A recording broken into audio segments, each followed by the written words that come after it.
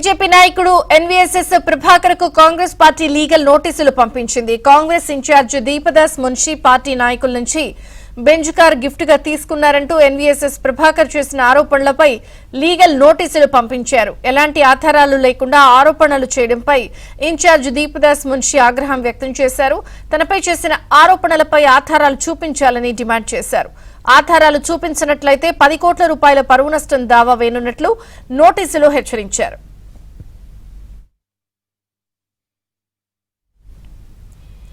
Right, మనం చూడొచ్చు BJP నాయకుడు ఎన్వీఎస్ఎస్ ప్రభాకర్ కు కాంగ్రెస్ పార్టీ లీగల్ సెల్ నోటీసులు ఇచ్చింది. మరిన్ని వివరాలు మా ప్రతినిధి నరేష్ అడిగి తెలుసుకుందాం. నరేష్. సిద్ధార్థ్.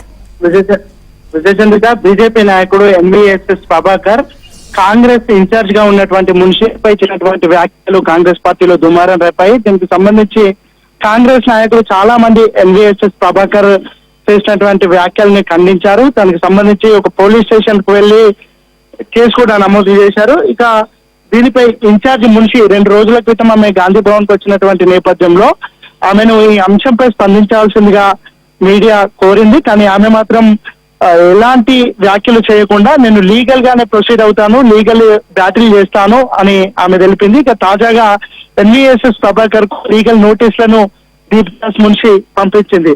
ఎలాంటి ఆరోపణలు ఎలాంటి ఆధారాలు లేకుండా తనపై చేసినటువంటి ఆరోపణలకు ఎన్వీఎస్ఎస్ ప్రభాకర్ ఆధారాలు చూపించాలి, లేని పక్షంలో ఆయన మీద పరువు నష్టం దావా వేస్తానని ఆమె ఆయనకు నోటీసులు పంపించింది. 2 రోజుల్లో ఆమెపై చేసినటువంటి ఆరోపణలు, ఆమె కాంగ్రెస్ ఇన్ఛార్జి మున్షి ఇక్కడ ఇన్ఛార్జ్ గా రాగానే కాంగ్రెస్ నాయకుల నుంచి బెంచ్ కార్ ని తీసుకుంది అనేది ఎన్వీఎస్ఎస్ ప్రభాకర్ చేసినటువంటి అలిగేషన్స్. దానికి సంబంధించి ఆధారాలు కూడా ఉన్నాయని ఎన్వీఎస్ఎస్ ప్రభాకర్ చెప్పారు.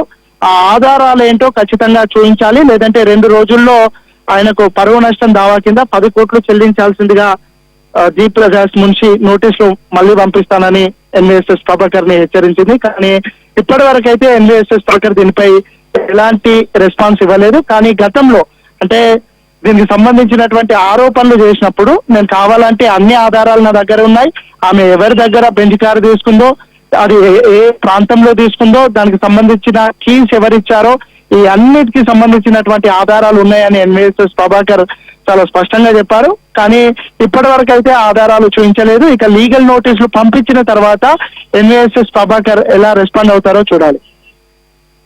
Right, thank you Siddhartha.